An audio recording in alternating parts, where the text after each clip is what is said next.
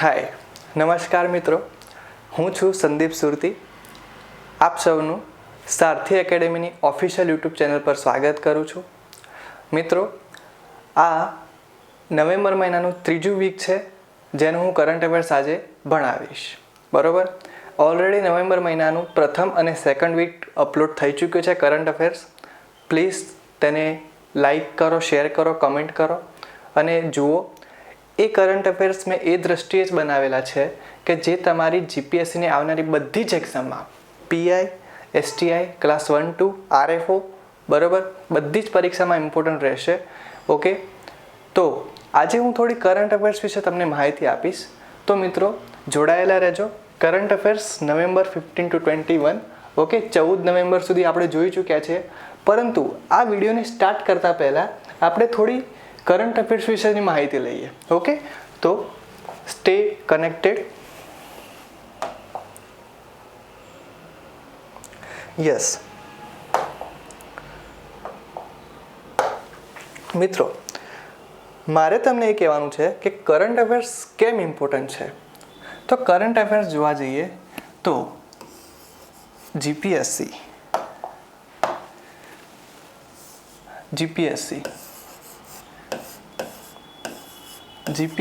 જે ક્લાસ 1, 2 છે એમાં 50 માર્ક્સનું કરંટ અફેર્સ એ લોકોએ સિલેબસમાં મૂકેલું છે.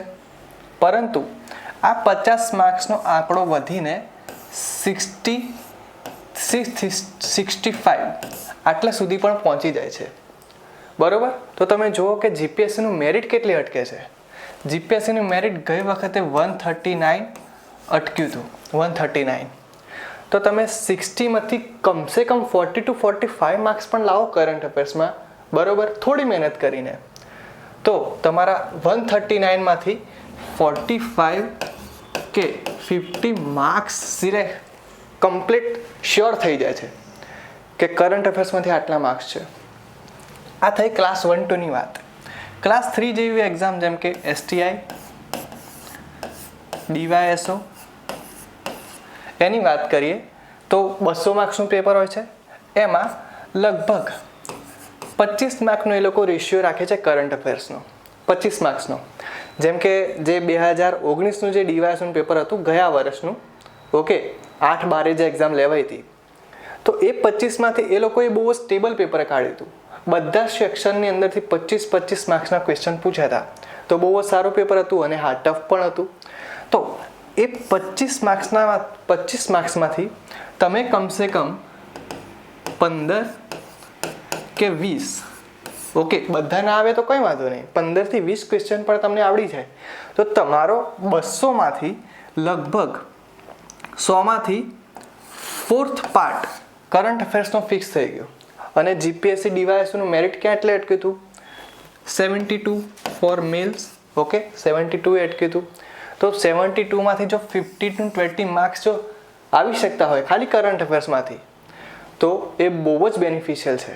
ઓકે મિત્રો, તો તમને મેં આ આઈડિયા આપ્યો કે કરંટ અફેર્સ કેમ ઇમ્પોર્ટન્ટ છે, કરંટ અફેર્સની વેલ્યુ શું છે. ઓકે, શા માટે કરંટ અફેર્સ વાંચવા જોઈએ, એને ઇગ્નોર ન કરવા જોઈએ. તો જીપીએસસી જે ક્લાસ 1, 2 છે એની અંદર 60 to 65 જેટલું એનું ઇમ્પોર્ટન્સ છે, વેઇટેજ છે. ડીવાયએસઓ, એસટીઆઈ એની અંદર 15 થી 20 મતલબ 25 માર્ક્સનું તો આવે જ છે. ઓકે, અને પીઆઈ પણ ગણી લઈએ. પીઆઈ 300 માર્ક્સનું પેપર હોય છે, બરાબર. તો એની અંદર 35 to 40 માર્ક્સ કરંટ અફેર્સના હોય છે. દરેક સેક્શનને આપણે ડિવાઈડ કરીએ ઇક્વલી તો 35ની અરાઉન્ડ ક્વેશ્ચન્સ બધા પૂછાવા જોઈએ દરેક સેક્શનમાંથી. પરંતુ એ લોકો અપવર્ડ કે ડાઉનવર્ડ જતા હોય ક્વેશ્ચન્સ પૂછવામાં. ઓકે, વેઇટેજ હોય એનાથી વધુ પણ પૂછી લે, ઓછા પણ પૂછી લે. ઓકે, તમે એવું ક્લેમ ના કરી શકો કે 35માંથી 40 કેમ પૂછ્યા. ઓકે, તો 40 માર્ક્સ પણ કરંટ અફેર્સના પૂછાય છે પીઆઈની અંદર. તમારી પીઆઈ છે જ 8 AK, બરાબર. તો એટલા માટે કરંટ અફેર્સનું ઇમ્પોર્ટન્સ દર્શાવવા માટે મેં તમને આ ખાલી ઓવરવ્યૂ આપ્યો કે જીપીએસસીની જે પણ આવનારી ભરતી પ્રક્રિયા છે એની અંદર કરંટ અફેર્સનું શું ઇમ્પોર્ટન્ટ છે. અને એટલા માટે હું તમને દર વખતે આજીજી કરું છું, રિક્વેસ્ટ કરું છું કે અમે જે યુટ્યુબ પર કરંટ અફેર્સ મૂકીએ છીએ, ઓકે, એવા જ કરંટ અફેર્સ મૂકું છું કે જે તમારી લાઇનસર એક્ઝામ છે, પહેલાં પીઆઈ છે, પછી એસટીઆઈ, ઓકે, અને પછી એસટીઆઈ છે, એસટીઆઈ પછી જીપીએસસી. તો જે તમે પીઆઈની અંદર એસટીઆઈ ડીવાયએસઓ અને જીપીએસસીની અંદર કરંટ અફેર્સની પ્રેક્ટિસ થાય એટલા માટે અમે ફ્રી યુટ્યુબ લેક્ચર કન્ડક્ટ કરીએ છીએ. તો પ્લીઝ જે પણ આગળ 2 વિડીયો મુકાઈ ગયા છે એને જુઓ, ઓકે. અને પછી આ ત્રીજો વિડીયો આપણે શરૂ કરીએ છીએ નવેમ્બર મહિનાનું ત્રીજું વીક, મતલબ કે November 15 to November 21, okay. Current affairs November 15 to 21. મારું નામ છે સંદીપ સુરતી, ઓકે. શરૂ કરીએ. જેમ હું કહું છું કે આપણે કરંટ અફેર્સ 2 ભાગમાં વિભાજિત કરીએ છીએ, કોન્સેપ્ટ ટોક અને factual talk, okay, one liner facts. તો સૌ પ્રથમ છે ટોપિક્સ કયા છે તમે જોઈ શકો છો. RCEP, quick reaction surface to air missile, WPI inflation, BRICS summit, Chapare virus, geopark, Ramsar site અને vulture action plan released by ministry of environment and forest climate change. શરૂઆત કરીએ કે આરસીઈપી શું છે. આરસીઈપી તો મિત્રો તમને થોડું ફ્લેશબેકમાં લઈ જાઉં આરસીઈપી વિશે, બરોબર. ઓકે, ચલો આજ રવા દઈએ છે, બહુ ટેકનિકલી ફાવતું નથી. શરૂઆત કરીએ આરસીઈપી. તો મિત્રો આરસીઈપીની શરૂઆત ક્યારથી થઈ હતી? તો આરસીઈપીનું ફૂલ ફોર્મ તમારે સૌથી પ્રથમ યાદ રાખવાનું, regional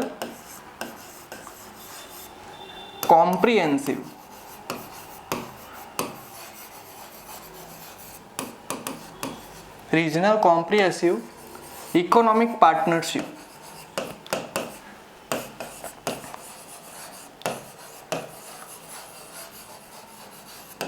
regional comprehensive economic partnership, આ એનું ફૂલ ફોર્મ છે. તો સૌ પ્રથમ 2012માં આની વાર્તા શરૂ થઈ હતી, બેઠકો શરૂ થઈ હતી. આ લોકોએ 2012માં સૌપ્રથમ વિચાર્યું કે આપણે આવું એક સંગઠન બનાવીએ એશિયા પેસિફિક રિજનની અંદર. હું તમને હમણાં મેપ બતાવું છું.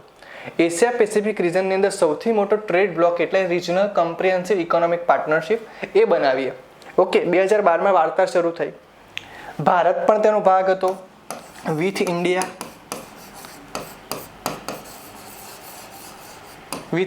ભારત પણ તેનો ભાગ હતો. આ વાર્તા શરૂ રહી 2019 સુધી, લાસ્ટ યર સુધી. 2019માં ભારતે કીધું કે અમે આની અંદર ભાગ નહીં લઈએ. India left. ભારતે ના પાડી દીધી કે we will not going to be part of regional comprehensive economic partnership, બરોબર. ભારતે, તમે ગઈ વખતે જો કરંટ અફેર્સ ધ્યાનથી વાંચ્યું હોય તો આ ચર્ચામાં રહ્યું હતું, બરોબર. ભારતની અંદર ઘણા બધા ખેડૂતો, પછી મિલ્ક પ્રોડ્યુસર્સ, બરોબર, ડેરી ઉત્પાદકોએ કન્સર્ન બતાવ્યું હતું કે આ ભારતના વ્યાપારમાં ઘણો બધો ફટકો પડે, બરોબર, ફટકો પાડી શકે છે. એટલા માટે આરસીઈપીમાં ભારતે 2019માં લેફ્ટ કરી દીધું. હવે શું થયું? તો સર અત્યારે કેમ થયું? અત્યારે એટલા માટે થયું કે અત્યારે તમને ખબર છે અત્યારે શું થઈ રહ્યું હતું? 37th આપણે વાત કરી હતી, 37th આસિયાન સમિટ યોજાઈ. 37th ASEAN summit. આ 37th આસિયાન સમિટમાં કયા કયા દેશો સામેલ હતા? એક તો આખું સંગઠન આસિયાન,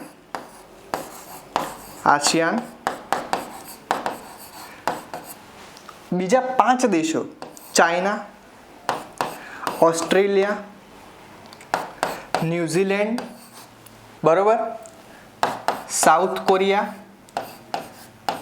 કોરિયા અને જાપાન, બરોબર. 15 દેશોનું સંગઠન છે. આ વર્ષે જ અસ્તિત્વમાં આવ્યું છે. 15 નવેમ્બર 2020 ત્યારે વર્ચ્યુઅલ બેઠક થઈ હતી, સાઇન થઈ ગયું છે. ASEAN, China, Australia, New Zealand, south Korea, Japan, આ 15 દેશોએ ભેગા મળીને આરસીઈપીને સાઇન કરી દીધું છે. હવે આરસીઈપી એશિયા પેસિફિક રિજનની અંદર સૌથી મોટું ટ્રેડ બ્લોક બની ગયું છે, ઓકે. તો આ હતું આરસીઈપીની આખી તમારી એક ઓળખ મેં તમને અહીંયા એકદમ સિમ્પલ વેમાં, મારાથી બની શકતું તેટલું સિમ્પલ વેમાં મેં તમને શીખવાડી દીધું કે આરસીપી શું હતું, એનું ફૂલ ફોર્મ, બરોબર. હવે અહીંયા છે, આ એશિયા પેસિફિક રીજન છે, આ એશિયા પેસિફિક રીજન છે. ઓકે, સૌથી મોટો દેશ ચાઇના, બરોબર. ચાઇના. આ આસિયાન દેશો છે, આસિયાન કન્ટ્રીઝ.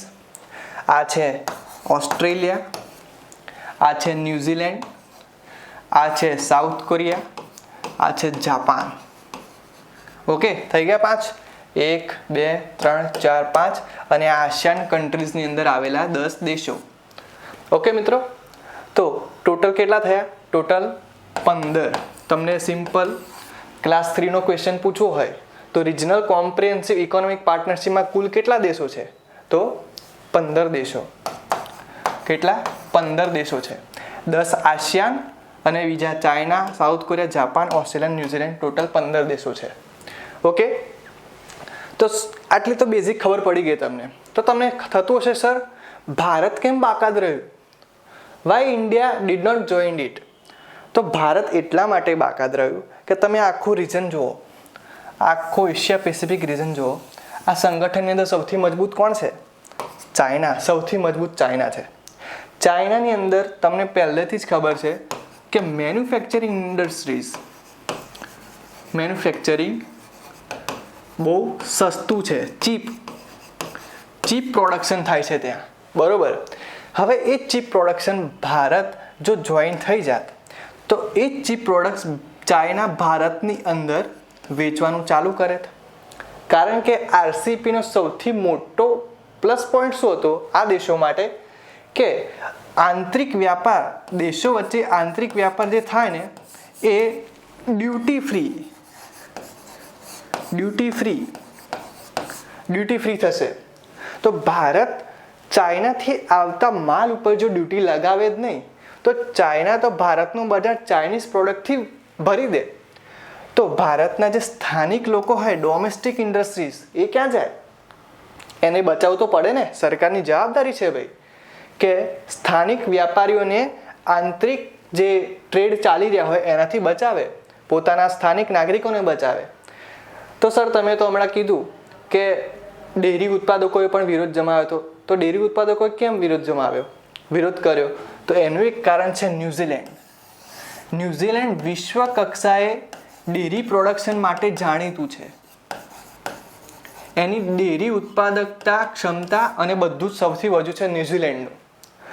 એટલા માટે ડેરી પ્રોડક્શન ન્યૂઝીલેન્ડનું સૌથી સારું છે. આ ન્યૂઝીલેન્ડ શું કરે છે? મિલ્ક પાવડર પણ વેચે છે. ભારતમાં લિક્વિડ મિલ્ક વેચાય છે. Okay, liquid milk. પણ લિક્વિડ મિલ્કની ક્ષમતા કેટલી? બહુ તો 2 દિવસ 3 દિવસ રહી શકે. પણ મિલ્ક પાવડર તો 6 મહિના સુધી પણ રહી શકે. તો આ મિલ્ક પાવડર જો ભારતની અંદર આવવાનું ચાલુ થઈ જાય તો શું થાય? ભારતનું લિક્વિડ મિલ્કની માંગ ઘટી જાય, અમૂલ જેવી ઇન્ડસ્ટ્રીઝમાં ઘાટો આવી જાય, ડેફિસિટ થાય. ઓકે, ખોટ લાવે.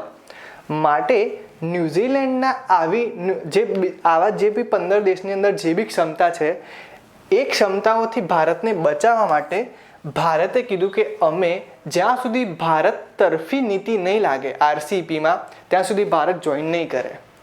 મિત્રો, મારાથી બનતો તો એટલો સફળ અને એકદમ સક્ષમ પ્રયાસ કર્યો છે આરસીપીને તમને સમજાવવા માટે. ઓકે, તો ધ્યાન આપજો કેમ ઇન્ડિયા જોઈન ના થયું. ઓકે, કેટલા દેશો છે, આરસીપીનું ફૂલ ફોર્મ, આના શું કન્સર્ન છે, ભારતે કેમ ના પાડી દીધી. ઓકે, આ જે આરસીપી છે એ લગભગ વિશ્વની 1/3 પોપ્યુલેશન ધરાવશે અને વૈશ્વિક કક્ષાએ લગભગ 30% જીડીપી આ દેશોનો છે. વિશ્વમાં ધારો કે 100% જીડીપી હોય, બરોબર, તો ખાલી 30%, તો 30% આ દેશોમાંથી જ આવે છે, 15 દેશોમાંથી, બરોબર. તો આના આરસીપી એટલા માટે ચર્ચામાં હતું. હવે મિત્રો, મેં અહીંયા વિચાર્યું કે આપણે એક કરંટ અફેર્સનો ક્વેશ્ચન પણ તમારી સામે મૂકું જેથી તમને ખબર પડે કરંટ અફેર્સ કેમના પૂછાય છે. આરસીપી તો વાંચી લીધું, હવે મેં આરસીપી તમને ડિટેલમાં સમજાવ્યું તો તમને આ આન્સર આપવામાં કોઈ તકલીફ નહીં પડે. તમે 2 સેકન્ડ આપું છું, આન્સર વાંચી લો, ક્વેશ્ચન વાંચી લો. Find the correct one. સાચા વિધાન શોધો. આરસીઈપીમાં આસિયાન, ઓસ્ટ્રેલિયા, ભારત, ચીન, જાપાનનો સમાવેશ થાય છે, પહેલું સ્ટેટમેન્ટ છે.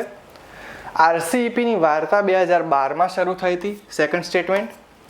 ભારતે 2019માં આરસીઈપીમાં જોડાવા ઇનકાર કર્યો હતો, થર્ડ સ્ટેટમેન્ટ. હવે તમારે સાચા શોધવાના છે. તો સાચું કયું છે? ઓપ્શન છે ખાલી 1, ખાલી 2 અને 3, ખાલી 1 અને 3, કે બધા સાચા છે? ઓકે, તો જસ્ટ વિચારી લો કે શું આન્સર આવી શકે. હું 2 સેકન્ડમાં ફરીથી વિડીયો ચાલુ કરું છું. યસ મિત્રો, આઈ હોપ તમને જવાબ ખબર હશે. આટલું વિડીયો સમજાયા પછી તો જવાબ ખબર પડવો જ જોઈએ. તમે જુઓ આન્સર સોલ્વ કઈ રીતે કરાય. આન્સર સોલ્વ કઈ રીતે કરાય તો શું કીધું છે? Find the correct one. મેં તમને હમણાં જ કીધું કે ટોટલ કેટલા દેશો છે? 15. 15 દેશોમાં કયા કયા? ASEAN plus 5 countries. મેં ક્યાંય ભારતનું નામ આપ્યું? ભારતનું નામ મેં ક્યાંય લીધું નથી. તો તમે અહીંયા જુઓ કે ભારત તો આવે જ નહીં. તો ભારત ના આવે તો આ પહેલું સ્ટેટમેન્ટ કેવું થઈ જાય? રોંગ થઈ જાય. પછી જવાનું ઓપ્શન ઉપર. ખાલી 1 આવે જ નહીં. 1 બધાની અંદર 1 છે તો આ ગયું, સોરી આ ગયું, આ ગયું, આ ગયું. જવાબ આવ્યો 2 અને 3. બરોબર? કેમ? કારણ કે આરસીઈપીની વાર્તા ખરેખર 2012માં શરૂ થઈ હતી. ભારતે 2019માં આરસીઈપીમાં જોડાવા ઇનકાર કર્યો હતો, એ બી કરેક્ટ છે. તો બંને સ્ટેટમેન્ટ સાચા છે. તો આ રીતે કરંટ અફેર્સના ક્વેશ્ચન સોલ્વ થાય. તમે આરસીઈપી વાંચ્યું હોય, 2019માં ભારતે ના પાડી દીધી તો બધાને ખબર હોય, પરંતુ આ 2 સ્ટેટમેન્ટ ખબર ના હોય તો આપણો જવાબ આપી શકીએ નહીં, એ બી પરફેક્ટલી. અને જીપીએસસી હવે એનું સ્તર ઊંચું લઈ જ ગઈ છે, તો 110% આવા ક્વેશ્ચન બની શકે છે. આ તમને એક હિન્ટ આપી કે આવા ક્વેશ્ચન પૂછાઈ શકે છે, તો આટલું ડીપમાં નોલેજ તમારે રાખવું પડશે. સેકન્ડ છે કરંટ અફેર્સ. QRSAM શું છે એનું full form? Quick reaction surface to air missile. શું નામ છે? યાદ રાખજો, quick reaction surface to air missile. Quick reaction surface to air missile આ એનું ટૂંક નામ છે. ઓકે, અને આને કોણે કન્ડક્ટ કર્યું છે? DRDOએ આને હાલમાં જ લેટેસ્ટ ટ્રાયલ કન્ડક્ટ કર્યો છે. આનું સફળ પરીક્ષણ કર્યું. સફળ પરીક્ષણ. તો આની વિશેષતાઓ શું છે એ વિશેષતાઓ તમને કહી દઉં કે એક તો આ વિશેષતાઓ શું છે? આની વિશેષતાઓ છે આ શોર્ટ રેન્જ છે. Short range. તો સાહેબ કેટલી રેન્જ છે? તો 25 થી 30 કિલોમીટર. 25 થી 30 કિલોમીટર આની રેન્જ છે, શોર્ટ રેન્જ. બરોબર? પછી શું છે? કેનિસ્ટર બેઝ. કેનિસ્ટર બેઝ મતલબ શું આનો? તો આ તમે જે જોવો છો ને અહીંયાથી મિસાઇલ છૂટી, આને કહેવાય કેનિસ્ટર. તો આ કેનિસ્ટરમાંથી મિસાઇલ છોડી ડાયરેક્ટ તમે મિસાઇલ ના છોડી શકો. આની જરૂર પડે આને લિફ્ટ આપવા માટે, આને છોડવા માટે, કે જેથી એની ગતિ જે નિર્ધારિત ગતિ હોય, ઊંચાઈ હોય એ હાસિલ કરી શકે. ઓકે મિત્રો? પછી છે કે movable target. Movable target. Movable target મતલબ કે ધારો કે આ અહીંયા કોઈ ટાર્ગેટ છે, જેમ કે ટેન્ક છે. ટેન્ક લડાઈ દરમિયાન ટેન્ક હોય, બરોબર? બીજી સામેવાળાની મિસાઇલ હોય, તો આ ટેન્ક તો હલનચલન કરતી હશે. તો આ હલનચલન કરતી ટેન્કને પણ આ મિસાઇલ શું કરી શકે? ડિસ્ટ્રોય કરી શકે છે. ઓકે, તો આ મૂવેબલ ટાર્ગેટને પણ તોડી શકે છે, એનામાં એક ક્ષમતા છે. તો ભારત માટે બહુ ઘણી આત્મનિર્ભરતા કહેવાય, ઘણી મોટી સિદ્ધિ કહેવાય. બરોબર? આની અંદર 2 રડાર લાગેલા છે. 2 રડાર લાગેલા છે. 2 રડાર એ બી કેવા? 360 ડિગ્રી. 360 ડિગ્રી કે આ મિસાઇલ આ બાદ છૂટી છે. ઓકે, હવે માની લો કે બીજા કોઈ શત્રુ દેશે આ બાદથી મિસાઇલ છોડી, તો આ રડાર એ મિસાઇલને ઓળખી લેશે અને બીજી મિસાઇલ આની પર છોડી દેશે, કે જેથી આની શું કરે? આને ટકાઉ કરીને એને તોડી નાખે, જેથી આપણા ભારતને નુકસાન કે વોર દરમિયાન આપણને ઓછું નુકસાન થાય. તો આ quick reaction surface to air missile તમને નામ પરથી જ ખબર પડી એ સરફેસ ટુ એર મિસાઇલ છે. Okay, surface to air missile short range છે, 25 થી 30 કિલોમીટર, કેનિસ્ટર બેઝ છે, મતલબ એક બેઝની જરૂર પડે. મૂવેબલ ટાર્ગેટ હલનચલન કરતા પદાર્થને પણ તોડી શકે છે, જેમ કે ટેન્ક, અને 2 રડાર છે, 360 ડિગ્રી રડાર છે. ઓકે, ધ્યાન આપજો. તમે કરંટ અફેર્સ વાંચો ને તો કરંટ અફેર્સમાં લિંક કરવાની કોશિશ કરો કે આ કરંટ અફેર્સ ક્યાં મને હેલ્પફુલ થઈ શકે. તમને એક બહુ જ ઇન્ટરેસ્ટિંગ વાત કહું. પીઆઈની એક્ઝામ હતી, મીન્સની એક્ઝામ. પીઆઈની મીન્સની એક્ઝામ કંઈક જાન્યુઆરીમાં હતી. બહુ જે લાસ્ટ પીઆઈની મીન્સની એક્ઝામ જીપીએસસી દ્વારા લેવાય એની વાત કરું છું. જાન્યુઆરીમાં હતી, અને જાન્યુઆરી એ પહેલાં ડિસેમ્બરમાં પિનાકા મિસાઇલ, આ વર્ષની વાત નથી કરતો, પિનાકા મિસાઇલનો ડીઆરડીઓએ ટેસ્ટ કર્યો હતો. અને આ જ પિનાકા મિસાઇલ જીપીએસસીએ 10 માર્ક્સમાં પીઆઈની અંદર પૂછી લીધી કે પિનાકા મિસાઇલ સિસ્ટમ વિશે સમજાવો. ઓકે, તો તમે જાણી શકો છો કે આ બધી મિસાઇલનો જે ટેસ્ટ થાય છે તો ડીવાયએસઓ વાળા, પછી બીજા જે તૈયારી કરતા હોય મીન્સની, એ બધા ધ્યાન આપજો. હવે વાત કરીએ ડબ્લ્યુપીઆઈ ઇન્ફ્લેશન વખતે. તો મિત્રો, મને ખબર છે અને હું પણ એ ફેઝમાંથી પસાર થઈ ચૂક્યો છું કે ઇકોનોમિક્સમાં થોડો તકલીફ પડે આપણને વાંચતા કે ડબ્લ્યુપીઆઈ ઇન્ફ્લેશન છે તો એને આપણે કનેક્ટ નથી કરી શકતા. ઘણા લોકો શું કરે, ડબ્લ્યુપીઆઈ ઇન્ફ્લેશન વાંચ્યું, 8 વર્ષમાં સૌથી વધુ આંકડો જોઈ લીધો, આગળ વધી ગયા. ઓકે, તો એવું નથી કરવાનું, આને સમજવાનું છે. તો આ સમજાવવા માટે જ મેં અહીંયા ટોપિક લીધો છે કે વોટ ઇઝ ડબ્લ્યુપીઆઈ ઇન્ફ્લેશન. તો માટે જ તમને એક અલગ રીતે સમજાવું છું, સમજાવવાની કોશિશ કરું છું what is WPI. Okay, what is WPI. તો સૌ પ્રથમ તો કોઈ બી વસ્તુ સમજવા એનું ફૂલ ફોર્મ જોવું પડે. તો ડબ્લ્યુપીઆઈનું ફૂલ ફોર્મ શું છે? Wholesale price index. Wholesale price index, આનું ફૂલ ફોર્મ થઈ ગયું.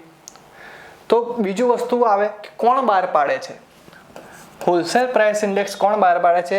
સૌથી ઇમ્પોર્ટન્ટ પ્રશ્ન નોંધી લેજો. Ministry of commerce and industry. Ministry of commerce and industry આ મિનિસ્ટ્રી છે જે આ બહાર પાડે છે ડબ્લ્યુપીઆઈ. તમને પૂછે સીપીઆઈ કોણ બહાર પાડે છે? તો સીપીઆઈ માટે જવાબ આવશે ministry of statistics and programme implementation. આ સીપીઆઈ માટે છે. આ છે ડબ્લ્યુપીઆઈ. હું અહીંયા ડબ્લ્યુપીઆઈની વાત કરું છું એટલે સીપીઆઈની કોન્સેપ્ટ અહીંયા સમજાવીશ નહીં. ડબ્લ્યુપીઆઈની વાત કરું છું. તો ડબ્લ્યુપીઆઈ માપવા માટે એક બેઝ યરની જરૂર પડે. એ બેઝ યર શું છે? તો ડબ્લ્યુપીઆઈ માટે બેઝ યર છે 2011. જીપીએસસીમાં વારે ઘડે પૂછાતો પ્રશ્ન પૂછાઈ ગયેલો છે, પૂછાશે જ. 2011-12 આનો બેઝ યર છે. ઓકે, બેઝ યર છે આનો. હવે આ તો થઈ ગયા એની બેઝિક ઇન્ફોર્મેશન. હવે થોડું ડિટેલ સમજીએ કે વોટ ઇઝ ડબ્લ્યુપીઆઈ ઇન્ફ્લેશન અને શું છે. તો તમને એક મારી રીતે સરળ કોન્સેપ્ટમાં શીખવાડવાનો પ્રયત્ન કરું છું. ઓકે, ધ્યાન આપજો કે ધારો કે આપણે અહીંયા કોમન મેન છે, બરાબર? હું મારી જ વાત કરું, બરાબર? સંદીપ, મારી વાત કરું છું. યસ. તો હું બજારમાં ગયો, દુકાનમાં શું લેવા? ડુંગળી લેવા ગયો. તો દુકાનવાળાએ મને ડુંગળી કેટલા આપી? 100 રૂપિયા કિલો. 100 રૂપિયા કિલો મને દુકાનવાળાએ ડુંગળી આપી. 100 રૂપિયા કિલો ભાવ ચાલે જ છે, તો મેં લઈ લીધી. તો આને શું કહેવાય? હું કોણ છું? કન્ઝ્યુમર. હું કોણ છું? ગ્રાહક. અને આ કોણ છે? રિટેલર. બરાબર? છૂટક વ્યાપારી. આને કહેવાય રિટેલર, છૂટક વ્યાપારી. બરાબર? પરંતુ તમે મને એક જવાબ આપો કે આ દુકાનવાળાને 100 રૂપિયા કિલો પડી હશે ડુંગળી દુકાનવાળાને 100 રૂપિયા કિલો પડી હશે. 100 રૂપિયા કિલો એને પડ્યું તો મને 100 રૂપિયા કેમ આપે? બરાબર? સેવા કરવા તો બેઠો નથી આ ભાઈ, કે આના કળિયુગમાં કોઈ સેવા કરતું બી નથી. બરાબર? તો 100 રૂપિયા કિલો તો ઓબ્વિયસલી છે ના આપે. તો દુકાનદાર જ્યારે મેન્યુફેક્ચરર ઓકે અથવા ફેક્ટરી અથવા ડુંગળીની વાત છે મતલબ ખેતર બરોબર એમાંથી લીધું હશે. તો દુકાનદાર આની જોડે ગયો, એને કીધું કે મને 1 કિલો ડુંગળી આપો, એ બી 80 રૂપિયા કિલો. તો આ કંઈ ગાળો થઈ ગયો છે? 1 કિલો આપું ને બી તને 80 રૂપિયા ભાવ ચાલે છે, તું વેચીશ 100 રૂપિયા, તું મારી જોડેથી 80 રૂપિયા લે છે. જો તું આ શું કહે છે, જો તું 500 કિલો ડુંગળી લે, 500 કિલો ડુંગળી, તો તને હું 80 રૂપિયા ડુંગળી આપું, 80 રૂપિયા. ઓકે, 500 કિલોગ્રામ લે તો હું તને 80 રૂપિયા આપ્યું. તો 500 કિલોગ્રામ શું થયું? આ એક પ્રકારનો જથ્થો થયો, જથ્થો, પુરવઠો, સ્ટોક. તો આ જથ્થો આને વેચ્યો, એને કયા ભાવે? 80 રૂપિયા કિલો, આ ભાવે વેચ્યો. આટલા માટે આને શું કહેવાય છે? આને કહેવાય હોલસેલ પ્રાઇસ. આને શું કહેવાય? Wholesale price. આને કહેવાય, આ 80 રૂપિયા થયું ને, આને કહેવાય હોલસેલ પ્રાઇસ. આને કહેવાય રિટેલ પ્રાઇસ અથવા કન્ઝ્યુમર પ્રાઇસ. હવે બરોબર, તો આ થયું હોલસેલ પ્રાઇસ, આ કન્ઝ્યુમર પ્રાઇસ. બરોબર, તો અહીંયા દુકાનદારને 20 રૂપિયા ફાયદો થયો, 80 રૂપિયા કિલો ડુંગળી લીધી, મને 100 રૂપિયા વેચી. બરોબર, તો આ જે સિસ્ટમ છે, આ સિસ્ટમ દ્વારા જે બી ઇન્ફ્લેશન મપાય, સમય જતાં જે બી ફુગાવો થાય, ફુગાવાનો મતલબ શું ભાઈ? Price rise. Price rise, price મતલબ કિંમતની અંદર થતો વધારો, મતલબ ઇન્ફ્લેશન. આજે આ એક પેન છે, ઓકે, આજે આ પેન 10 રૂપિયા નથી, બહુ મોંઘી છે, જસ્ટ એક્ઝામ્પલ આપું છું. આ એક પેન 10 રૂપિયામાં મળે છે. 1 વર્ષ પછી આ પેનની કિંમત 20 રૂપિયા થઈ ગઈ. તો શું થયું? ફુગાવો. બરોબર, ફુગાવો વધતા શું થાય? પરચેસિંગ પાવર માણસનો ઘટી જાય. આજે આ પેન 10 રૂપિયામાં મળતી હતી, બરોબર, તો હું 20 રૂપિયામાં આજે આ 2 પેન ખરીદી શકતો હતો આજના સમયમાં. વર્ષ પછી આની કિંમત થઈ ગઈ 20 રૂપિયા. તો 20 રૂપિયામાં મને અંદર કેટલી પેન મળશે? 1 જ પેન મળશે. તો મારી પરચેસિંગ પાવર કેવો થયો? ઘટી ગયો. પહેલાં હું 20 રૂપિયામાં 2 પેન ખરીદી શકતો હતો, હવે 20 રૂપિયામાં મને 1 જ પેન મળે છે. તો what does it mean? It means my purchasing power of that pen is reduced. Okay, તો આને કહેવાય ઇન્ફ્લેશન, પ્રાઇસ રાઇઝ. ઇન્ફ્લેશનનો સિમ્પલ મતલબ થાય કિંમતમાં વધારો. તો આ લેવલ ઉપર જે ઇન્ફ્લેશનમાં પાય, આને કહેવાય હોલસેલ પ્રાઇસ ઇન્ડેક્સ. ઓકે, મતલબ ઇન્ફ્લેશન. તો આ ઇન્ફ્લેશન જેમાં પાય એને કહેવાય હોલસેલ પ્રાઇસ ઇન્ડેક્સ. ઇન્ડેક્સની મતલબ શું? કે અત્યારે જો તમે આંકડા જોશો ને, તો WPIમાં ટોટલ 697 જેટલી કોમોડિટીઝ છે. આ કોમોડિટીઝનું શું થાય? એક લિસ્ટ બનાવવામાં આવે. 697 ઇન્ડેક્સનું વસ્તુનું એક લિસ્ટ બનાવવામાં આવે. એ લિસ્ટની અંદર વર્ષે જે બી કે મહિને જે બી કિંમતમાં વધારો થતો હોય, એ કિંમતનો વધારાની એવરેજ કાઢવામાં આવે અને એ એવરેજ કાઢીને પછી તમને બતાવવામાં આવે. જેમ કે અત્યારે શું થયું કે 8 વર્ષના સૌથી એક નવું આંકડો કહેવાય ત્યાં પહોંચી ગયો છે હોલસેલ પ્રાઇસ ઇન્ડેક્સ, તો જેને કહેવાય 1.4%. તો મતલબ આ બધી 697 વસ્તુ છે, એની અંદર 1.48% ફુગાવો થયો છે. ઓકે, પોઝિટિવ ટેરિટરી છે. મતલબ કે ભારતની અંદર ડિમાન્ડ વધી રહી છે, પણ ડિમાન્ડ કઈ જગ્યાએ વધી છે? ડિમાન્ડ અહીંયા વધી છે, અહીંયા ડિમાન્ડ વધી નથી. કેમ? આપણે તો, મારી જોડે તો પૈસા જ નથી. લોકડાઉનની અંદર પૈસા જ ખાલી થઈ ગયા છે. ઓકે, મારા જેવા ઘણા લોકો છે, ગ્રાહકો, જેની જોડે રોજગારી નથી. તો અહીંયા ડિમાન્ડ નથી વધી, ડિમાન્ડ વધી છે અહીંયા. ડિમાન્ડ અહીંયા વધી છે. ઓકે, પડી ખબર? લોકડાઉન ખુલ્યું એટલે દુકાનદારો બધા મેન્યુફેક્ચર પાવરથી ખેતરમાંથી ડુંગળીનો સપ્લાય લેવા માંડ્યા, માંગ કરવા લાગ્યા. ઓકે, માટે અહીંયા ડિમાન્ડ વધી છે, અહીંયા વધી નથી. તો મિત્રો, WPIની અંદર કેટલી કોમોડિટીઝ છે? ટોટલ 697. બરોબર, તો મિત્રો આ સૌથી સિમ્પલ વેઝ મને લાગતો હતો એ રીતે મેં સમજવાનો પ્રયાસ કર્યો છે. ના ખબર પડે તો નેક્સ્ટ ટાઈમ કોમેન્ટ કરજો, ફરીથી ડિટેલમાં એક સમજાવવાનો પ્રયાસ કરીશું આપણે. હવે મેં વાત કરી હતી CPIની પણ અને WPIની પણ. ઓકે, તો WPI વિશે તો વાત કરી દીધી, તો તમને ઓવરવ્યૂ આપી દઉં CPI વિશે. CPI નું ફૂલ ફોર્મ થાય કન્ઝ્યુમર સમજાવ્યું એમ કન્ઝ્યુમર પ્રાઇસ ઇન્ડેક્સ. તો સાહેબ CPI અને WPI બંને સમજાવ્યું, તો સરકાર કયા આંકડાને ફોલો કરે? RBI કયા આંકડાને માને છે? તો RBI reserve bank of India A WPI ને માને છે, નહીં કે હોલસેલને. કેમ? CPI ની અંદર વસ્તુ અને સેવાઓ બંને ગણાય છે. CPI ની અંદર વસ્તુ અને સેવાઓ બંને ગણાય છે, જ્યારે WPI ની અંદર ખાલી વસ્તુ જ ગણાય છે, વસ્તુની કિંમત જ ગણાય, સેવા અહીંયા ગણાતી નથી. અહીંયા સેવા ગણાય છે CPI માં, અહીંયા સેવા ગણાતી નથી. ઓકે, તો તમને મેન્સમાં ક્વેશ્ચન પૂછે WPI અને CPI વચ્ચે અંતર સ્પષ્ટ કરો, તો તમારે આ અંતર લખવાનો રહે. CPI નું બેઝ યર કયું છે? CPI નું બેઝ યર છે 2012. પેલાનું 2011-12, આનું 2012. ઓકે, ભારત સરકારે CPI કેટલો નક્કી કરેલો છે? RBI ને કીધું છે કે તારે આટલું મેન્ટેન કરવાનું એટલે કરવાનું. કયો? 4% +or-2%.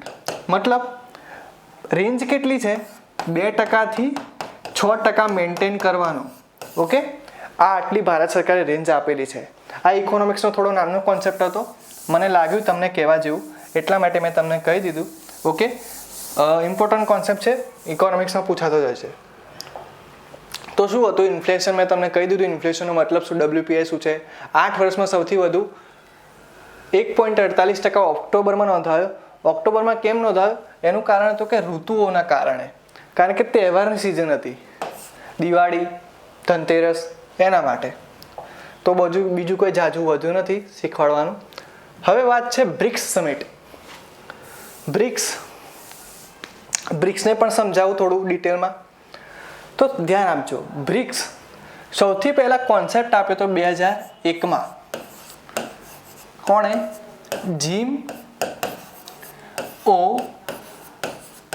નીલ. આ એક સાયન્ટિસ્ટ હતો, ઇકોનોમિક્સ હતો. એને કોન્સેપ્ટ આપ્યો હતો કે જે નવા યુગના દેશો, China, India, south Africa, Brazil, આ બધા નવા યુગના આધુનિક દેશો છે, જેની GDP 2050ની અંદર અમેરિકા, યુકેને તો ક્યાંય પાછળ પાડી દેશે, યુરોપને પાછળ પાડી દેશે. તો એને એવું કીધું કે આ લોકો એક સંગઠન બનાવવું જોઈએ. એની વાત માનીને 2006માં ચાઇના, ભારત, બ્રાઝિલ, બરોબર, રશિયા, આ બધાએ એક સંગઠન બેઠક બોલાવી. એ સંગઠન ફાઇનલ ક્યારે થયું? 2009માં. 2009માં ફાઇનલાઇઝ થયું. કયા 4 દેશો? પહેલા નામ હતું બ્રિક. કયા દેશો છે? બ્રાઝિલ, રશિયા,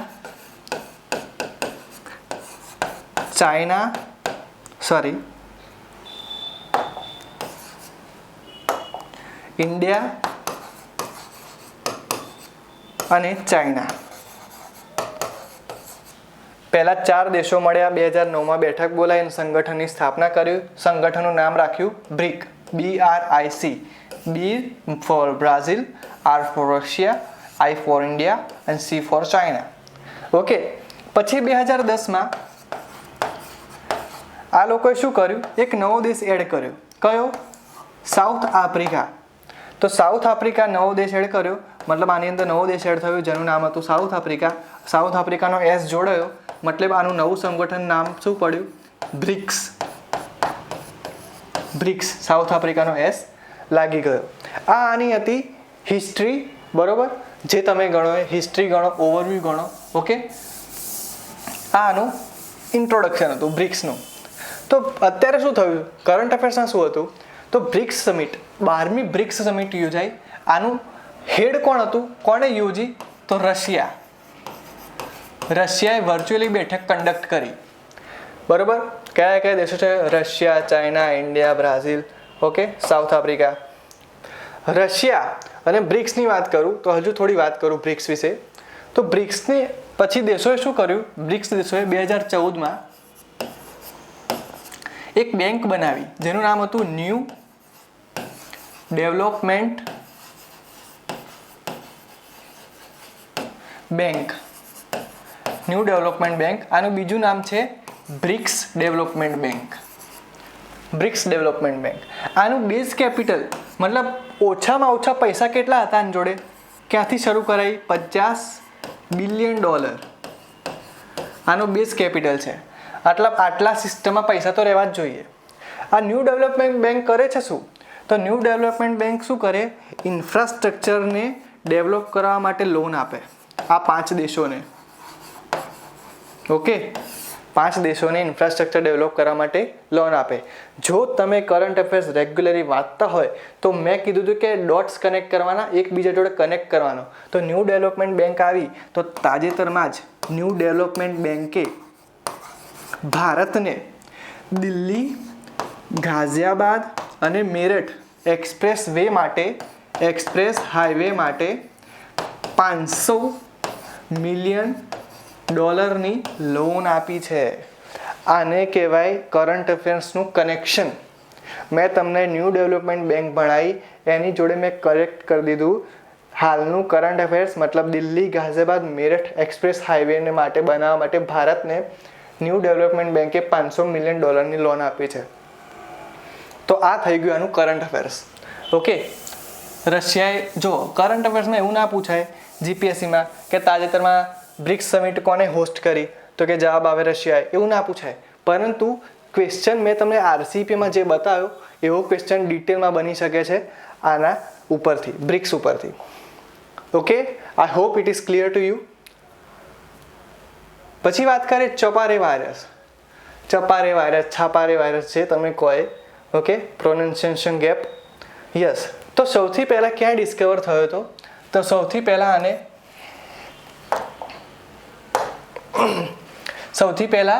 2004 છે અથવા 2003 છે. મેં જ્યારે US કંટ્રોલ ફોર ડિઝીઝ સેન્ટરની વેબસાઇટ જોઈ ત્યારે એની અંદર 2003 લખેલું હતું.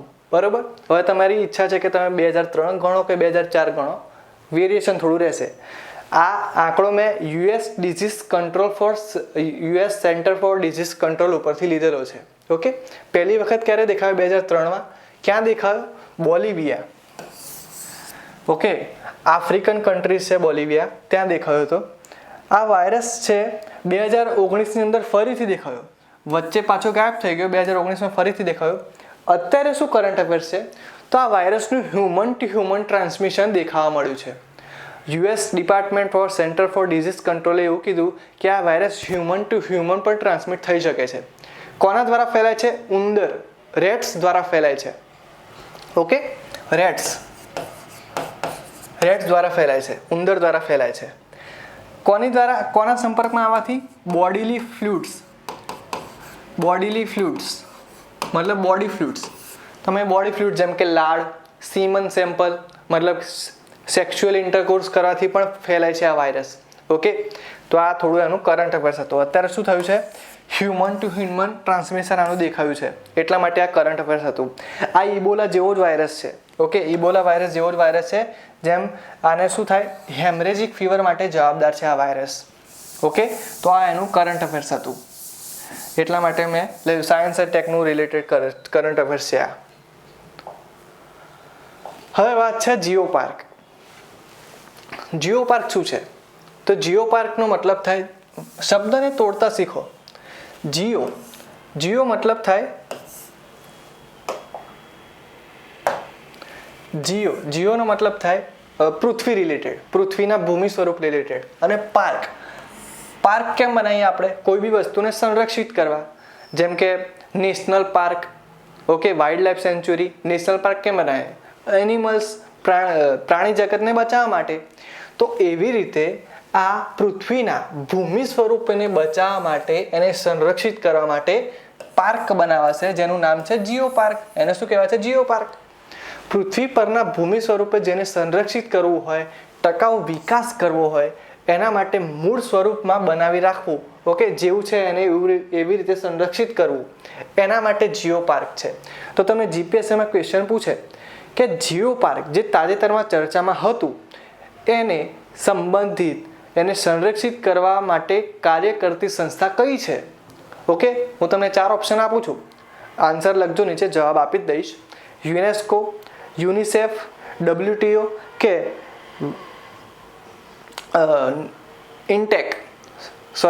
યુનિસેફ, યુનેસ્કો, WTO કે UNDP.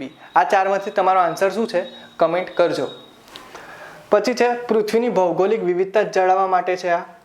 વિશાખાપટ્ટનમ, તાજેતરમાં શું હતું, વિશાખાપટ્ટનમના આવેલ લાલ માટીના ટુવા, બોરા ગુફા અને બોરા ગુફા, લાલ માટીના ટુવાને જીઓ પાર્ક ઘોષિત કરવા માટે ઇન્ટેક, ભારતના કલ્ચરલ હેરિટેજને જાળવવા માટે કામ કરતી સંસ્થા છે ઇન્ટેક. આ સંસ્થાએ યુનેસ્કો, જવાબ શું આવે, યુનેસ્કોને કીધું કે તમે અમારા આ જે જીઓ પાર્ક છે એને તમે જીઓ પાર્કની અંદર સામેલ કરો. ભારતની અંદર એક પણ જીઓ પાર્ક છે નહીં, ભારતની અંદર એક પણ જીઓ પાર્ક નથી. તો જો આને મળી જાય તો ભારતનો પ્રથમ જીઓ પાર્ક બની જાય વિશાખાપટ્ટનમ. ઓકે, ટોટલ વિશ્વમાં કંઈક 144 જેટલા જીઓ પાર્ક આવેલા છે. કોણ આપે છે માન્યતા, યુનેસ્કો. તમારા માટે ખૂબ જ ઇમ્પોર્ટન્ટ કરંટ અફેર્સ કહેવાય. ઓકે, લિંક કરતા આવડવું જોઈએ. યસ, જો આ છે, આ શું છે, લાલ માટીના ટુવા છે, લાલ માટીના સેન્ડ ડ્યુન્સ તમે જોઈ શકો છો. ઓકે, સેન્ડ ડ્યુન્સ, રેડ કલરની સેન્ડ ડ્યુન્સ છે આ. પછી છે રામસર સાઇટ. જેમ મેં તમને RCPમાં ક્વેશ્ચન પૂછ્યો હતો એમ રામસર સાઇટ ઉપરથી પણ ક્વેશ્ચન પૂછીશ, કારણ કે છેલ્લા નવેમ્બર મહિનામાં બીજી ફેર ચર્ચામાં રહેલું છે રામસર સાઇટ. તો રામસર સાઇટ તાજેતરમાં મહારાષ્ટ્રમાં આવેલ લોનાર સરોવર, ઓકે, મહારાષ્ટ્રમાં આવેલ લોનાર સરોવર અને ઉત્તર પ્રદેશમાં આવેલ સુર સરોવર જે આગ્રામાં આવેલ છે એને હાલમાં રામસર સાઇટનો દરજ્જો મળેલો છે. તો ગઈ વખતે પણ મળેલો હતો બીજી બે સાઇટને. તો ભારતની ટોટલ સાઇટ કેટલી થઈ, 41. આ કરંટ અફેર્સ છે, ક્લાસ 3, 1, 2 બધા માટે ઇમ્પોર્ટન્ટ છે. 41 થઈ ગઈ છે ભારતની સાઇટ, રામસર સાઇટ. દક્ષિણ એશિયામાં સૌથી વધુ ભારત પાસે છે, દક્ષિણ એશિયામાં સૌથી વધુ રામસર સાઇટ ભારત પાસે છે. ઓકે, આનો ક્વેશ્ચન જોઈએ, ક્વેશ્ચન કેવો પૂછાઈ શકે છે કરંટ અફેર્સમાં. તો ક્વેશ્ચન છે, હું રીડ કરું છું, તમે આન્સર આવડતો હોય તો કમેન્ટ કરજો પ્લીઝ. સાચા વિધાનો ચકાસો. રામસર સંમેલન 1971માં થયું હતું.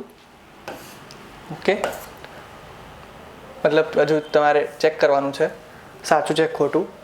વિશ્વમાં વેટલેન્ડને બચાવવા માટે આ સંમેલન થયું હતું, વેટલેન્ડ બચાવવા માટે સંમેલન થયું હતું. ભારતમાં કુલ 41 રામસર સાઇટ છે. તો આ વિધાનોમાંથી સાચા કયા છે વિધાનો, ખાલી 1, ખાલી 2, 3, ખાલી 1 અને 3 કે 1, 2 ને 3 બધા સાચા છે. તો જસ્ટ વિડીયો પોઝ કરીને જવાબ આપવાનો પ્રયત્ન કરજો, તમારી પ્રેક્ટિસ થશે થોડી. ઓકે, તો અહીંયા 3 સ્ટેટમેન્ટ સાચા છે. 1971માં થયું હતું. મેં તમને લાસ્ટ ટાઈમ પણ કીધું હતું, ઈરાનના રામસર શહેર ખાતે મળ્યું હતું વિશ્વના વેટલેન્ડને બચાવવા માટે. એટલા માટે આ ભારત કોન્ફરન્સ પરિષદ આયોજિત કરી હતી ઈરાનના રામસરમાં, અને ત્યારથી પછી રામસર સંમેલન દર વર્ષે યોજાવાનું ચાલુ થયું. ઓકે, ભારતમાં અત્યારે કુલ 141 સાઇટ છે. ઓકે, 3 સ્ટેટમેન્ટ સાચા છે, જવાબ આવશે ડી, 1, 2 અને 3 સાચા છે. ઓકે મિત્રો, રામસર સંમેલન વિશે હું ડિટેલમાં વાત કરીશ જ્યારે હું RFO રેન્જ ફોરેસ્ટ ઓફિસર માટે વાર્ષિક કમસે કમ જાન્યુઆરી 2020થી લઈને જ્યાં સુધી એક્ઝામ ના આવે ત્યાં સુધી હું દરેક મંથનું જાન્યુઆરી, ફેબ્રુઆરી, માર્ચ, એપ્રિલ બધા મંથનું એન્વાયરમેન્ટ સ્પેશિયલનું કરંટ અફેર્સ લઈને આવીશ. ઓકે, એનો કોર્સ ટૂંક સમયમાં લોન્ચ કરવાનો છું. ઓકે, લોન્ચ કરવાનો પ્રયત્ન કરીશ. ઓકે, જેની અંદર જાન્યુઆરીથી લઈને તમારું રેન્જ ફોરેસ્ટ ઓફિસરની એક્ઝામ જ્યાં બી હશે, જ્યારે પણ હશે, જેમ કે એપ્રિલ, તો જાન્યુઆરી 2020થી લઈને એપ્રિલ 2021 સુધીનું ઓનલી એન્વાયરમેન્ટનું કરંટ અફેર્સ, ઓનલી એન્વાયરમેન્ટનું કરંટ અફેર્સ હું ભણાવીશ. ઓકે, કરંટ અફેર્સ ભણાવીશ જે તમારી પ્રિલિમ્સ, અને ખાલી પ્રિલિમ્સ નહીં, એમાં એવા મુદ્દા પણ સામેલ કરીશ જો તમે રેન્જ ફોરેસ્ટ ઓફિસરની મેન્સ આપશો તો એ મેન્સની અંદર પણ તમને કામમાં આવશે અને એકદમ સારું મટીરિયલ અને પીડીએફ વાઇઝ તમને સમજાવવાનો પ્રયત્ન કરીશ. ઓકે, આ હજુ વિચારણા હેઠળ છે પ્રોજેક્ટ, બરોબર. લાવવાનો પ્રયત્ન પૂરેપૂરો રહેશે. તમારે જો તમે ઉત્સાહિત હોય, રેઇન ફોરેસ્ટ ઓફિસર આપવાના હોય તો પ્લીઝ તમે મને કોન્ટેક્ટ કરી શકો છો. ઓકે, મારો નંબર છે કે તમે પ્રદીપ સરનો પણ કોન્ટેક્ટ કરી શકો છો. પ્રદીપ સરને પણ ઇન્ક્વાયરી કરી શકો છો કે રેઇન ફોરેસ્ટ ઓફિસરનો કોર્સની વિશે. ઓકે, કોમેન્ટ પણ કરી શકો છો જેથી અમને ખબર પડે કે કેટલા લોકો ઉત્સાહિત છે. ઓકે, તો આગળ વધીએ આપણે. પછી છે આ શું છે, ગીધ. ઓકે, ગીધ છે. તો ministry of environment, forest and climate change આને વલ્ચર એક્શન પ્લાન 2020 થી 2025 બહાર પાડ્યો છે. વલ્ચર એક્શન પ્લાન 2020 થી 25, 5 વર્ષ માટે. તો વલ્ચર એક્શન પ્લાનમાં શું હશે, તો એવી દવાઓનો નિષેધ કરાશે જેમ કે ડિક્લોફિનેક. આ બી એન્વાયરમેન્ટનો જ મુદ્દો છે, ડિક્લોફિનેક. તો ડિક્લોફિનેક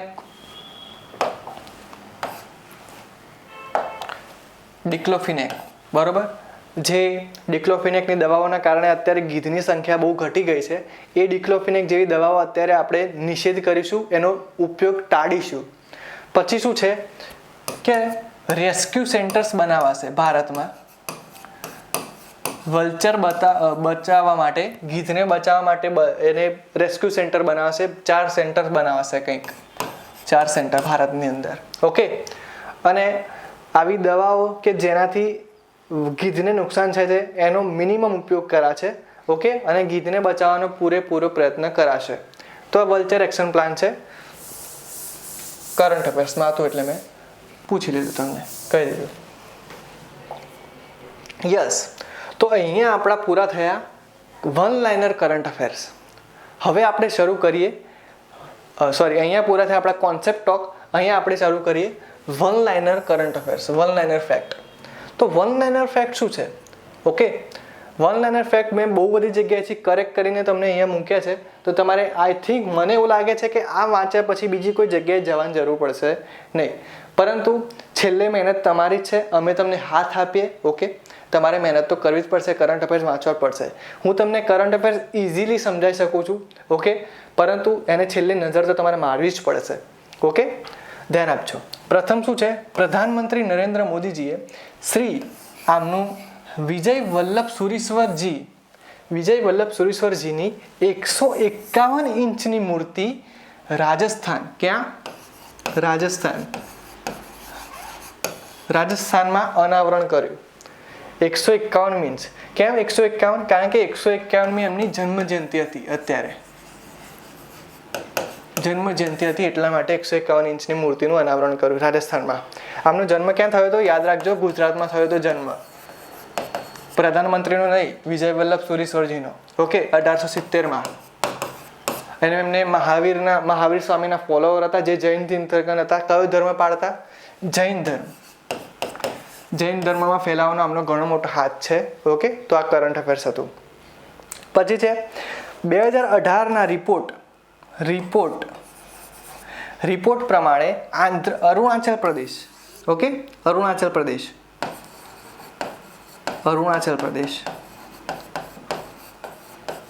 પ્રદેશ એ લિંગ અનુપાત, સેક્સ રેશિયોમાં સૌથી સારું પ્રદર્શન કર્યું છે. ઓકે, કંઈક 1084 ફિમેલ્સ પર મેલ્સ છે. ઓકે, સેક્સ રેશિયો શું હોય? Sex ratio is equal to number of female per number of males. Okay, આને કહેવાય સેક્સ રેશિયો. તો અરુણાચલ પ્રદેશમાં અત્યારે કેટલો નોંધાવે 2018ના રિપોર્ટ પ્રમાણે? 2018ના રિપોર્ટ પ્રમાણે અરુણાચલ પ્રદેશમાં કેટલો છે? 1084. ઓકે, ભારતનો ટોટલ કેટલો છે? ભારતનો ટોટલ ઘટી ગયો છે, કંઈક 896 છે. તમે આંકડા વેરીફાઈ કરી લેજો. ઓકે, 896 ભારતનો નોંધાયો છે. સૌથી ખરાબ પ્રદર્શન કોણે કર્યું છે? તો જવાબ આવશે મણિપુર. સૌથી સારું અરુણાચલ પ્રદેશ. ઓકે, સૌથી ખરાબ મણિપુર સૌથી ખરાબ છે. ઓકે, મણિપુર સૌથી ખરાબ છે. મણિપુર સૌથી ખરાબ પ્રદર્શન કર્યું છે. ઓકે, પછી શું છે કે HDFCએ મોં બંધ રાખો, મું બંધ રાખો, એનું હિન્દી હતું, મેં ગુજરાતી કર્યું. મોં બંધ રાખો એવું અભિયાન ચાલુ કર્યું. કેમ? તો કે સાયબર હુમલાને, સાયબર એટેક્સને રોકવા માટે. તાજેતરમાં એક NCRB national crime records bureau એનો રિપોર્ટ હતો. એને એવું કીધું કે સાયબર એટેકની અંદર ભારતમાં 63.5% વધારો થયો છે. તે NCRBના રિપોર્ટ પ્રમાણે સાયબર એટેક ભારતમાં જે થાય છે એની અંદર 63% વધારો થયો છે. તો આ એક કરંટ અફેર્સ હતું, કરેક્ટ કરવા માટે. ઓકે, સાયબર હુમલાને રોકવા માટે HDFC કોણે, કઈ બેંકે બેંકોનું મોરેટોરિયમ ને પેલું લક્ષ્મી વિલાસ બેંક એને DBS બેંક જોડે મર્જર કરી દેવાય. બરોબર છે. તો કરંટ અફેર્સમાં તું થોડું જોઈ લેવું. પછી શું છે, સંયુક્ત રાષ્ટ્ર યુનાઇટેડ નેશન્સે કોરોનાની રસી વિશે ખોટી માહિતીને રોકવા ટીમ હાલો અભિયાન શરૂ કર્યું. ટીમ હાલો. કોરોના અત્યારે બહુ ચર્ચામાં છે, તો કોરોના રિલેટેડ જે બી માહિતી મળે એને યાદ રાખવાનો પ્રયત્ન કરવો. ટીમ હાલો કોરોના રસી વિશે ખોટી માહિતીને રોકવા માટે. બરોબર, ટીમ હાલો. મધ્યપ્રદેશ એક ઘઉં કેબિનેટ ચાલુ કરી. ઘઉં કેબિનેટ કેમ? તો કે મધ્યપ્રદેશની અંદર જે બી ગૌશાળાઓ ચાલે છે એ ગૌશાળાઓની અંદર સુરક્ષા અને એ ગૌશાળાઓને વધુ પ્રમોટ કરવા ગૌ માતા સેસ લાગવામાં આવશે. બરોબર, એક સેસ લાગવામાં આવશે. સેસ એટલે શું? ટેક્સ સિવાયનો ઉઘરાવ હતો બીજો ઉપકર. ઓકે, સેસ લાગવામાં આવશે. સેસ ઉપકર. એ ઉપકરથી શું થશે? જે બી ગૌશાળાઓ છે એ ગૌશાળામાં જે બી ગાયો છે એમનું સંવર્ધન કરાશે, એમને સારું ખાવાનું ભોજન અપાશે. ઓકે, એમની કેર રખાશે. અને એ ગાય જે દૂધ આપશે એ દૂધ રાજ્ય સરકાર મતલબ મધ્યપ્રદેશ સરકાર ખરીદશે અને એ દૂધ કોને આપશે? આંગણવાડીના બાળકોને આપશે, જેથી એમનું પૌષ્ટિક વિકાસ થઈ શકે, ન્યુટ્રિશનલ ડેવલપમેન્ટ એમનામાં જોવા મળે. ઓકે, તો આ એક સારું ઇનિશિયેટિવ કહેવાય. આપણું જે ન્યુટ્રિશન મિશન છે, નેશનલ ન્યુટ્રિશન મિશન, પોષણ માહ સપ્ટેમ્બર હમણાં જ ગયો, તો એને સાકાર કરવામાં આ ઘણો મોટો ફાળો ભજવી શકે છે. પછી છે એશિયાની પ્રથમ સૌર સંચાલિત ટેક્સટાઇલ મિલ, કાપડની મિલ મહારાષ્ટ્ર ખાતે શરૂ થશે. 1 માર્કનું કરંટ અફેર્સ છે, ઇમ્પોર્ટન્ટ છે, જોઈ લેવું.